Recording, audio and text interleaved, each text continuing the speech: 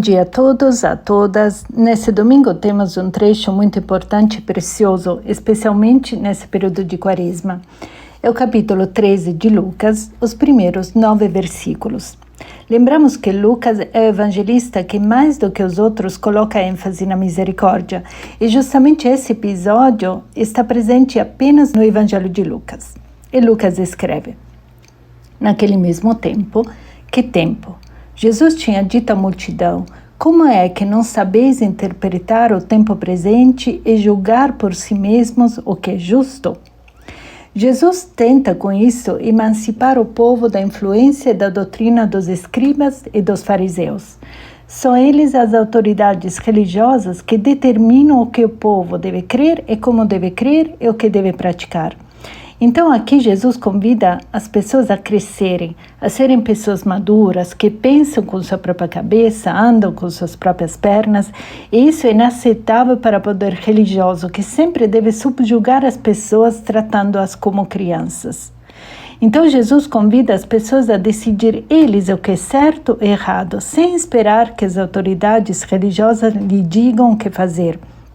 E aqui vem a reação, a ameaça. Vieram algumas pessoas trazendo notícias a Jesus a respeito dos galileus.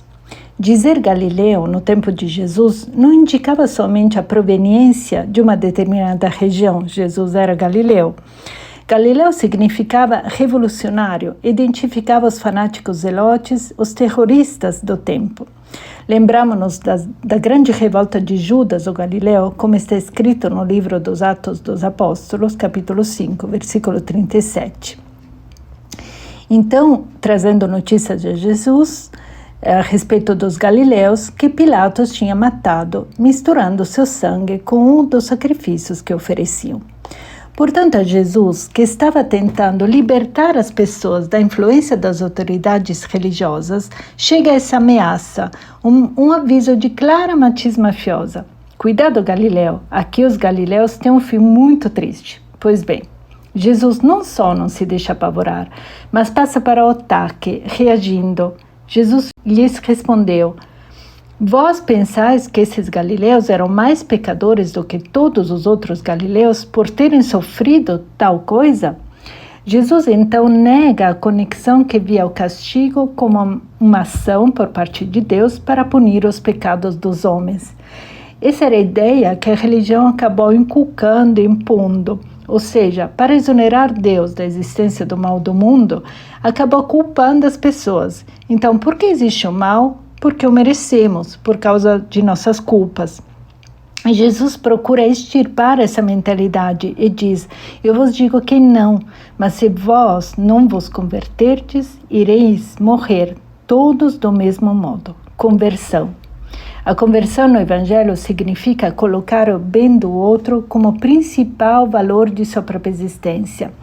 Encontramos o verbo converter desde o início do Evangelho na mensagem de João Batista. Depois é retomado por Jesus, entendido, porém, como uma mudança de mentalidade. Converter, na língua grega, se escreve de duas formas. Uma que indica a conversão religiosa, ou seja, antes a pessoa não frequentava o templo, agora ele vai. Antes não acreditava, agora acredita. Antes não rezava, agora reza. Os evangelistas evitam usar esse termo e preferem usar outro termo que indica uma mudança de mentalidade, de comportamento. Qual seria essa mudança de mentalidade que Jesus pede? Se até agora você viveu pensando em você e nos seus interesses, de agora em diante, vives pensando no bem-estar dos outros. E podemos nos perguntar: em mim quem vai pensar? Em mim o Pai pensará. É uma mudança que Jesus pede, que comporta grande vantagem para a nossa vida. Se nós pensarmos ao bem-estar dos outros, permitimos finalmente ao Pai de pensar o nosso bem. Porém, quando o Evangelho foi traduzido da língua grega à língua latina, no ano de 380, esse versículo, esse verbo converter, foi traduzido como: se vocês não fizerdes penitência, ou seja, a penitência entendida como sacrifício, como mortificação. Então, eis porque se enraizou na igreja esse entendimento. E essa tradução foi a tradução oficial da igreja por 1500 anos.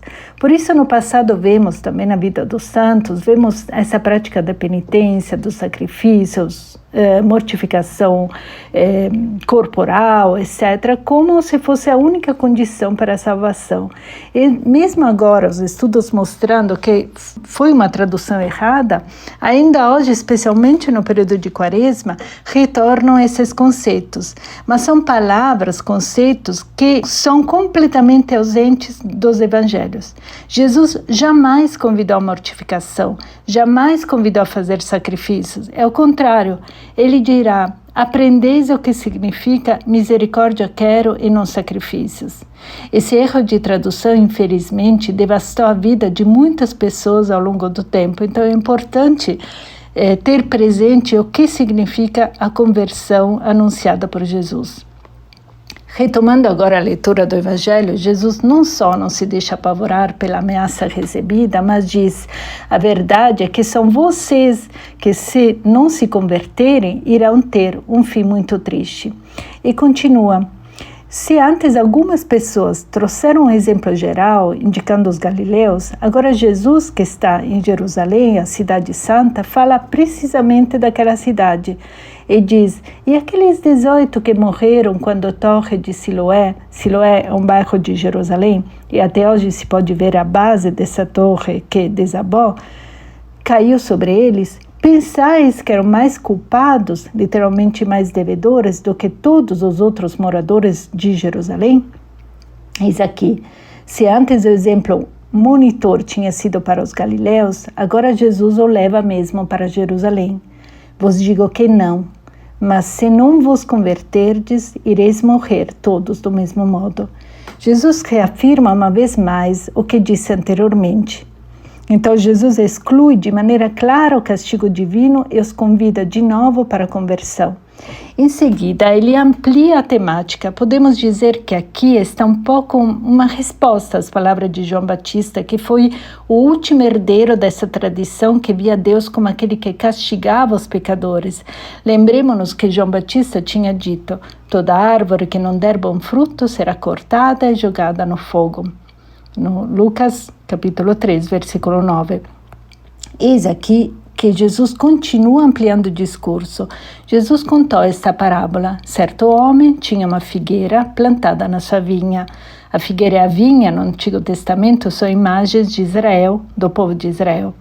Foi até ela procurar figos e não encontrou. Então disse ao vinhateiro: já faz 3 anos representa um tempo completo, que venho procurando figos nessa figueira e nada encontro. Corta, porque está ela inutilizando a terra. O vinhateiro, porém, respondeu: Senhor, deixa a figueira ainda esse ano, vou cavar em volta dela e colocar adubo. Quanto segue é a ação e o anúncio de Jesus que não concorda com a ação que destrói, com uma ação que castiga. Jesus não veio para destruir, mas para trazer a vida, veio para vivificar. A ação de Jesus em frente aos pecadores, face às pessoas inférteis, em frente daqueles que não dão frutos, não é uma ação punitiva, mas vivificante. Ele oferece ainda novas oportunidades para dar bons frutos, para ter e levar vida. E não apenas Jesus oferece novas possibilidades, mas colabora para que isso possa se realizar. Ele continua: pode ser que venha dar fruto, se não der, então tu a cortarás.